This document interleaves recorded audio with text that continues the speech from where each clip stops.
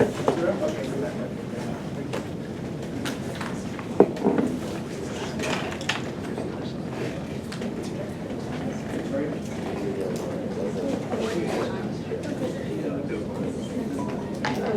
So what I'm passing around is just a syllabus. If you were here last week, you will have it.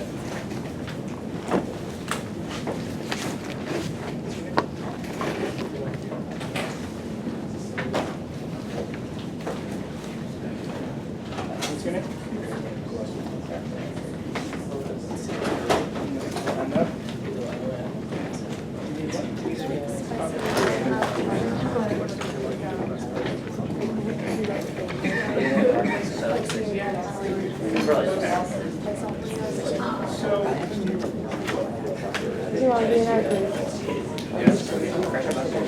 So I've just circulated the syllabus, so for those of you who were not here the last time, you can take that and review that in your spare time. There's also going to be a recording from the previous lecture, because I know some people had to miss that, and so what I'm going to do is post that online, and that way you'll get to see what we covered in the first lecture. I also want to encourage you, if this is your first time here, to make sure that you get to know other folks in the class. What we did was we organized in groups of 3s. So how many of you have already paired up into a group? Just raise your hands if you've emailed. How many have not? Okay, so look around. So find a group of 3 people that you're going to do your homeworks with, and also the projects with as well too. So I just want to put that on your radar as well. What to do is once you form your groups of 3s, please send me an email with the names of all of the group members, so that way you're working with. Any questions?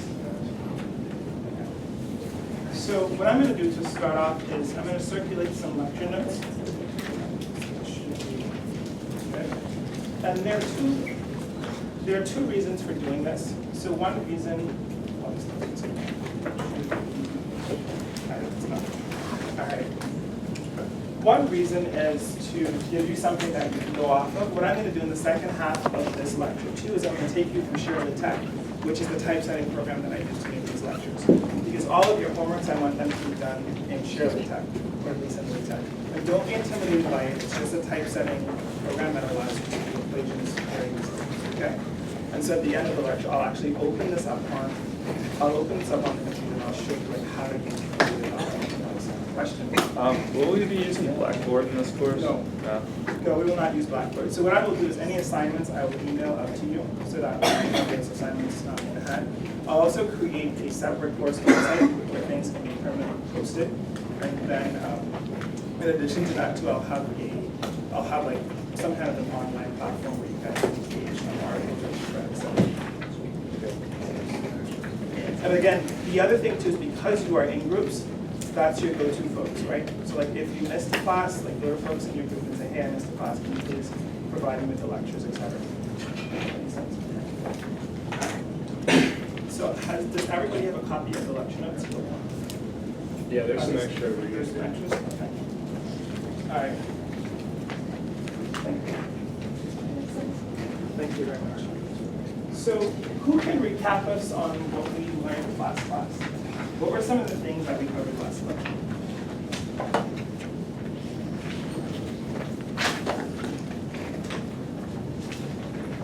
Don't be shy. We were looking at employment and based on high school degrees or bachelor's degree, etc. So That's employment and education. That's exactly right. And that's Anna, right? Yeah. And what did we find, Anna? The higher, longer you've gone through education, the higher your wages will be, and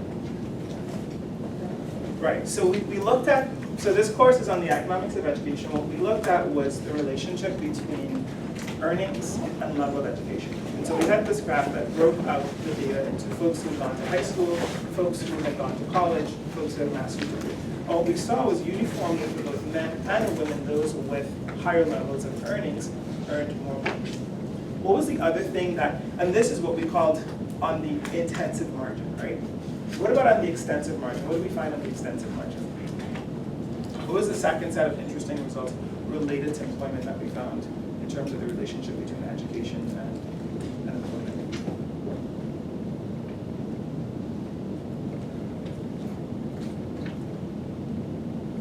The higher the degree someone earned, the less likely, or the more likely they are to be employed versus unemployed, or That's not working. exactly right. And so what we found in addition to that is you were more likely to have a job, and you were also more likely to be earning more money. And that is what we call the extensive margin. And the reason why I'm throwing out these jargon to you is so that way if you go into an economics seminar and you read a paper and you see these terms, you'll be familiar with these terms too. And we'll have very easy points on the midterm too with these terms as well. So please keep these in mind. Okay, so that's the big picture. So we set the stage by looking at education. What we saw was that people who had higher levels of education, they earned more money and they were more likely to be employed. What was one of the challenges with interpreting this as education actually causes people to earn more money? What's one of the problems with that interpretation? What does it miss out on? A portion of those higher earnings might be due to ability. People that are more able are more likely to be more educated or pursue further education. That's exactly right, because in order to get into Clemson, you had to take the SAT, and you had to score above a certain threshold score in order to get into, right? So the people who are in education are very different from the people who are in college, are very different from the people who are not in college. And so some of the return to education could be coming just simply from the fact that we call the selection, right? That the folks who are getting a college degree are a very different set of people than those who are not getting a college degree. If instead what we had was a lottery where each of you got a ticket, and if your ticket number was a certain set of numbers, then you got to go to college, or if they were not that number, then you didn't get to go to college, then we would truly have like random assignment based on ability. And so the folks who got the opportunity to go to college and the folks who didn't get the opportunity to college would be pretty much the same. And if we looked at that same graph under random assignment, then we would really be able to say that the returns to education that we're seeing in those graphs are due to the education itself, right? Now, in the absence of this random assignment, there could also be this element of signaling, where what the education is saying to a potential employer is that this person has high ability because they went to college. So whether or not they went to classes, whether or not they actually learned how to do economics or how to do whatever the major is that they chose to do, they might still get some educational premium because they're a different type of student, right? And so in that sense, the education functions as a type of a signal. Okay, so what we're gonna do in today's lecture is we're gonna do a recap of microeconomics. How many of you guys have taken the microeconomics courses here at Clemson? Just raise your hands. All right, so remember supply and demand, utility maximization, all of these things. Okay, great. So what we're gonna do this week is we're gonna do a quick recap of these major ideas. So maybe some of the knowledge got a bit rusty over the summer. And then we're also going to have a homework that's going to be assigned on Thursday that you're going to do in your groups that's going to recap some of these topics. So the main purpose of this is just really to reorient yourselves in terms of some of the basic language that we're going to be talking about in this course. And so the handout that you have in front of you, you can make notes on that, you can make your own notes. There's going to be spaces in there for us to do some class assignments as well too. And so feel free to engage with that. But I am going to write on the board as well. So whatever is the best way for you to learn, go ahead. Any questions before I get started?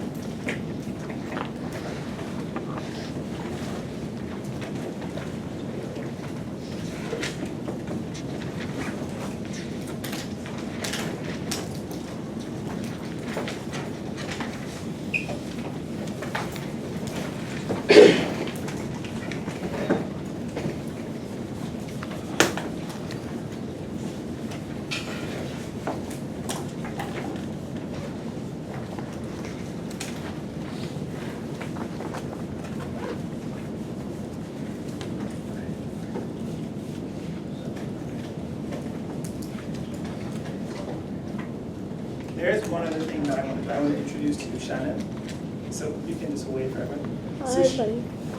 So Shannon is a graduate student here at Clemson. She's going to be the TA for the course, and so she's going to be helping me with a lot of the grading and a lot of the other things related to the course too. And she has experience in some of the things that we will be covering in this course as well, so you can look at her as a resource. We're very happy to have you here, Shannon. Do you wanna say anything? Yeah, you guys can always ask me questions. My office is 420 if anybody wants to go check that out. There's like 5-10 desks in there, but I'm back in the corner. So if you guys have a question, definitely come up and see me. Great. Really happy to have you, Shannon. And she's also going to help me with managing the website as well, so posting the videos from the course and posting other materials as well.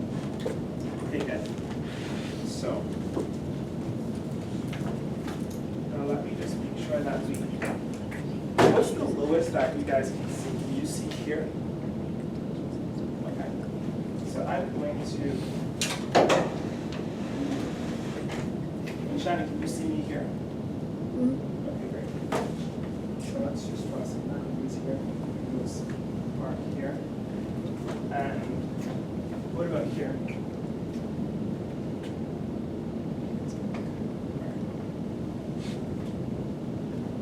So these are 2 words. So what is economics? So a lot of you guys are sophomores and juniors and seniors. What is economics? Who can give me a working definition of economics? Don't be shy. The study and allocation of scarce resources. Exactly. What's your name? Alex. Alex. Okay, great.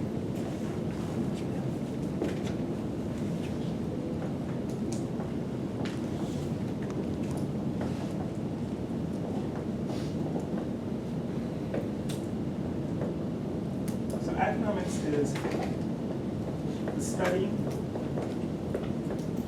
of the allocation of scarce resources.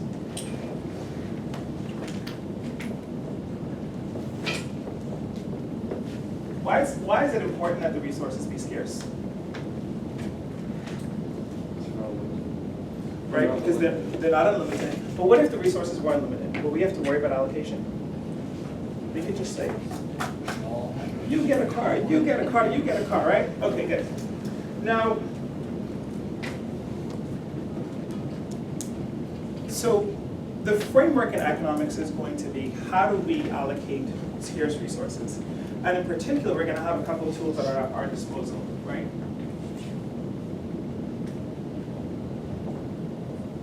We're going to have the preferences. And who can tell me why preferences matter? Why is it important, if we want to allocate resources, why is it important for us to know the preferences of people? Because like since you have so much money to spend, you're gonna prefer to like spend it on one thing over another. So you know like what you want to spend it on. Okay, okay. So what is your, give me your name again, please. Allie. Allie, what's your favorite thing to buy? Chicken. Chicken, okay. Give me your name. Gabby. Gabby, what's your favorite thing to buy? Probably food too. Okay, but what food item? Pasta. Pasta, okay. So let's say we go to the Italian restaurant and we have $30, right? And you guys have to think about how much chicken and how much pasta to buy. If we bought all pasta, would she be happy? Would Allie be happy? I agree. But would she, right. What if we bought all chicken? Would you be happy? Yeah. Yeah. And so the reason why we care about preferences is because if we have, or let's say I bought chicken and pasta and I gave you the chicken and I gave her the pasta, would you guys like that, or would there be a different allocation that's better? Switch. Exactly. Can we switch, right? And so we need to know preferences because preferences are going to tell us something about what do people prefer, right? And since we're studying the allocation of resources. So preferences, right? So you can think of this as how an individual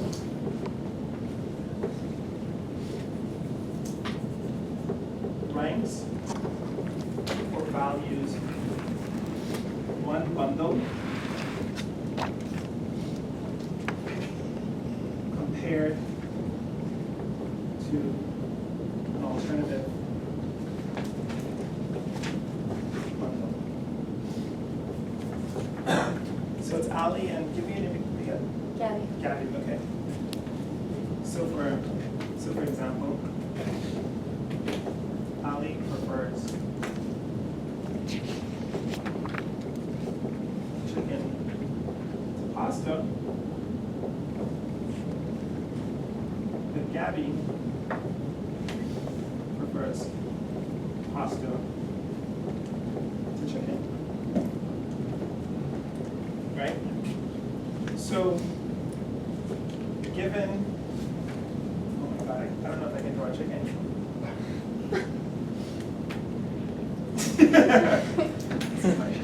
That's not bad. So given chicken and pasta. Who should get this? Who should allocate this to? Ali should get the chicken. You should get the pasta. Right? Right? Because any other arrangement is going to lead to, there's a feasible arrangement, meaning that we have the resources such that everybody is better off under that arrangement. And we call that a Pareto improving arrangement. Okay. All right. So now we're going to talk about the utility function. Is the writing big enough for everybody to see? Okay. Who remembers what's a utility function? What is a utility function? Any takers from this room here?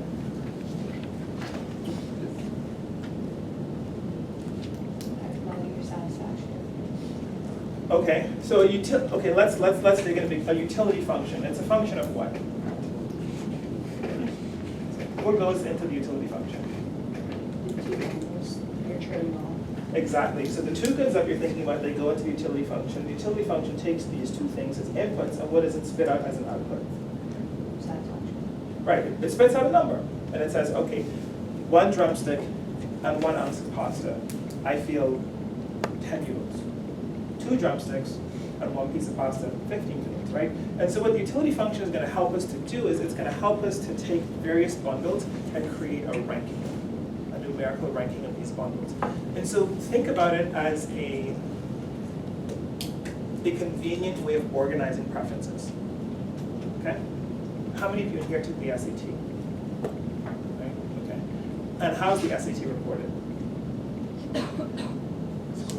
A score, a numerical score. Right? And so you take this test that's supposed to measure intelligence and say, okay, this person is a 1600, this person is a 1500, right? And it's like, okay, well, this person we think is more talented than the other person because their score is higher. We don't care about which questions they got right versus which questions they got wrong. All of that goes into that function. And so too, in economics, as a way of trying to figure out which bundles are going to be the optimal bundle, we're going to create a utility function which is going to take those bundles as inputs and it's going to output a numerical ranking so that we can rank the various bundles.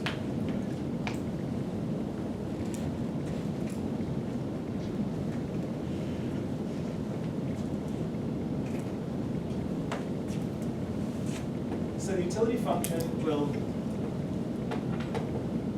take the bundle as an input.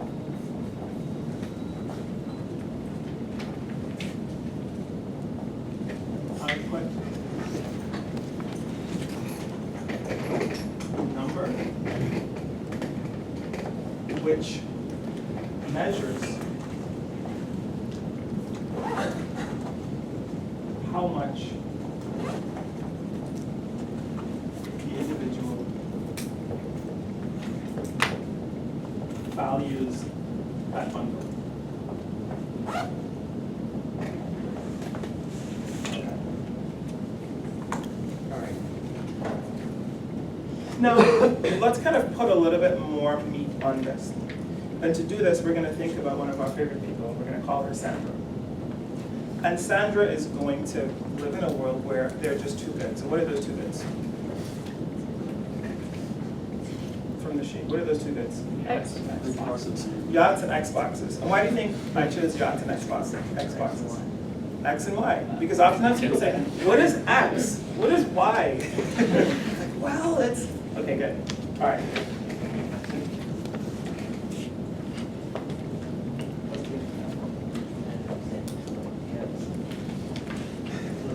So we have a person, so our agent, and we're going to use these words interchangeably, agent and individual. So the agent is Sandra.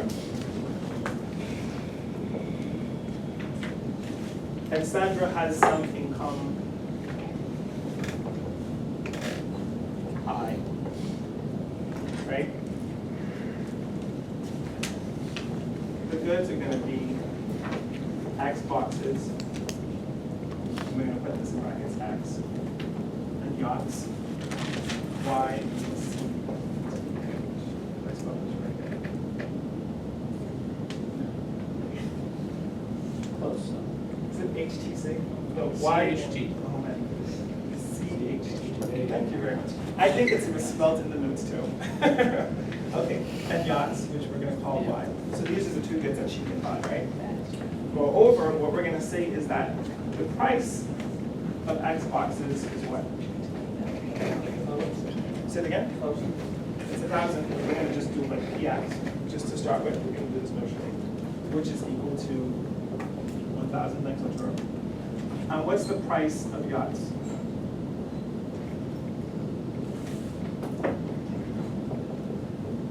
What's the price of the yachts? 10 million. Is this an actual number? We have a rich person in this class. So somebody please like join this group. Okay, 500,000. Okay, great. So again, economics is the allocation of scarce resources, right? Given finite resources, right? Okay, what's her income? 1 million. That's right. So Sandra's a bonus. Okay.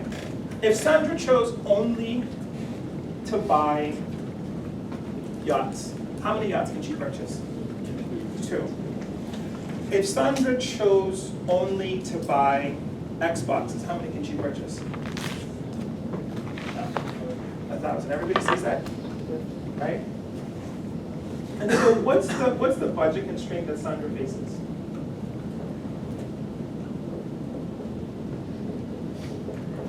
You can tell me what the budget constraint is that she faces. Say it again.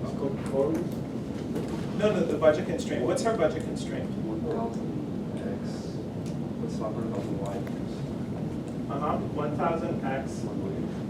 plus 500,000 Y has to be less than or equal to 1 million, right?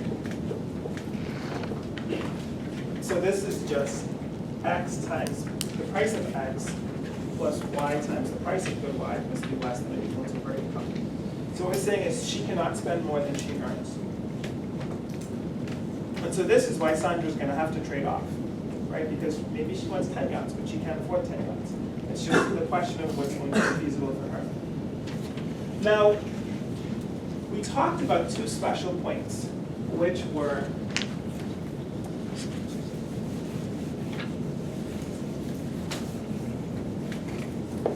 who can tell me what the corner solutions are of this?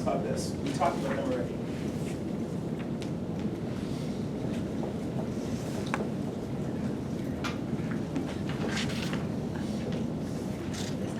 What are corner solutions? Is that when you only buy one good? Exactly. So the corner solutions are when you only purchase one good and a 2 good group. But more specifically, if there's one of the goods that you purchase none of. Right?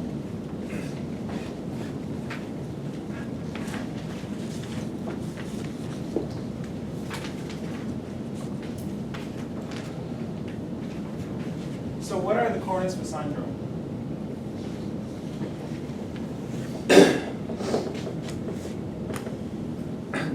$1,000. Yeah? And what's the other one? 0, 2. Exactly, right? These are the corner solutions for Sandra. Okay. Now, if we were to draw Sandra's budget constraint, what would her budget constraint look like? Let's say what would the set of all of the feasible things that Sandra could buy look like? If we say all of the good X's are here and all of the good Y's are here. So far you've told us that given these corners, if she purchases 0 Xboxes, how many yachts can she purchase? 2. Right? Everyone follows this so far? And if she purchases 0 yachts, how many Xboxes can she get? 1,000. 1,000. Right? And who can come up here and draw for me like the budget set, the set of like all feasible allocations that satisfy the budget constraint? So we've shown the 2 corners. Someone wants to come up? Don't be shy. A brave volunteer.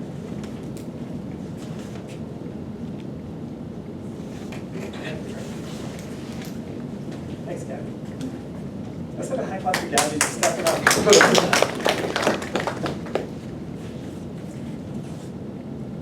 Exactly, it's gonna be a straight line through here. And for every point on this straight line connecting these two corners, what's gonna be true, Gabby? Then maybe I get the same amount. No. That's wrong.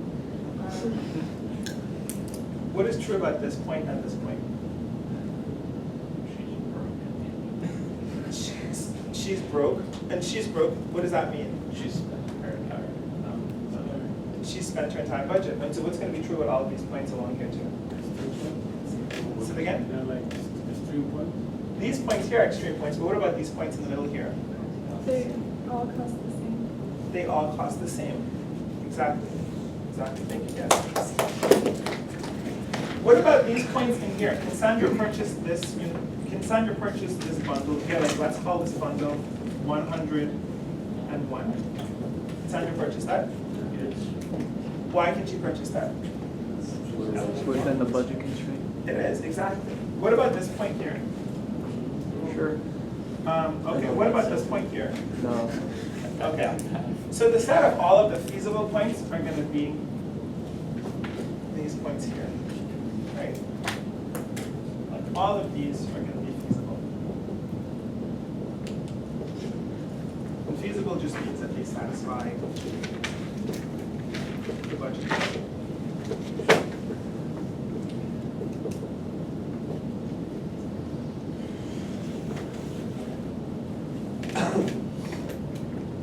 Okay. So everybody get that? Perfect. All right. So now so what we've done is, what we've said is we've looked at Sandra's constraints. So we talk about economics as the allocation of scarce resources, right? And so what we've done is we've said, well, Sandra has a scarce resource, which is money. What can she buy with that money? She can buy anything within here. Now the question is, what should she buy? Or what will she buy optimally? That's a different question. It could be any one of these points. Now in order to figure that out, we have to put a little bit more of content on the problem. And we have to understand what Sandra's preferences are. Right? Because if we didn't understand the preferences, we might have given Ali the pasta, Gabby the chicken. Right? That's a feasible allocation because we have these 2 plates of foods, but the question is that optimal 5? And then the answer is no, unless we know preferences. So,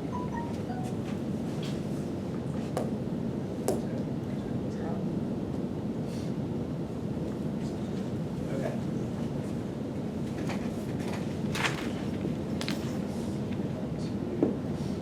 Does everybody have this down here?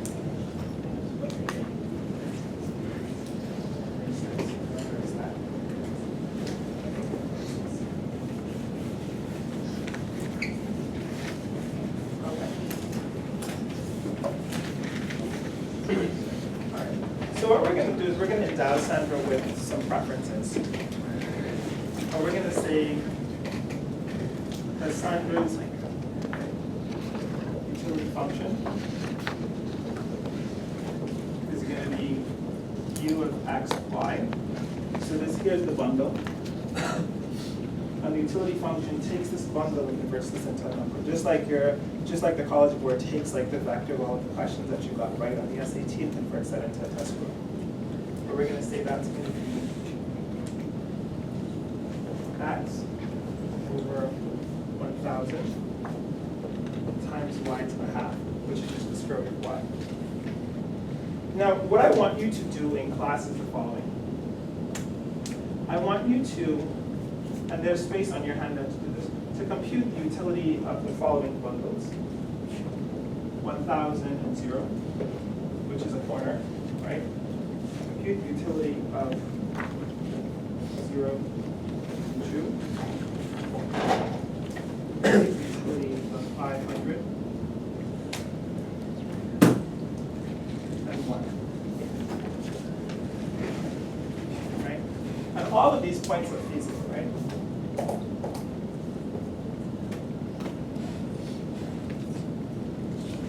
So let's take a look.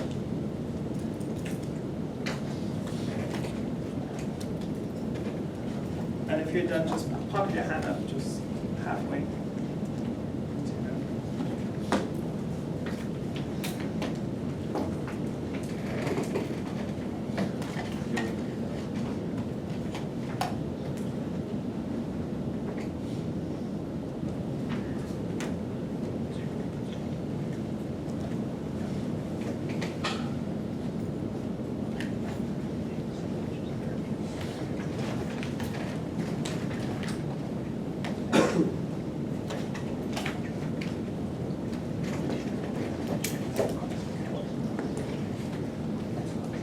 So we'll take. Okay, we'll take 10 more seconds. Okay. Who can tell me what, raise your hand, who can tell me what the utility is of the first bundle? Raise hands. One? He says it's 1, is this correct? Who agrees with this? Oh, no, 0. Sorry. Who agrees with 1? Who has a different answer? Is that Ram? Wrong. Ram, what's your answer? 0. Okay, Ram's answer is 0. Who agrees with Ram? Okay. Ram, why is the utility 0? When you just plug in x and y, that's right, and put zeros and then add zeros. Because the utility is going to be 0 times, sorry, it's going to be 1,000 over 1,000 times 0 to the half, which is 0, right? Okay. Second one, who has an answer for the second one? Raise hands. Any takers from the back row there? You guys look like you're chilling. What's your name? Mike, Mike. What's the utility? For the 0. 0. And why is it 0? Because you plug it in again.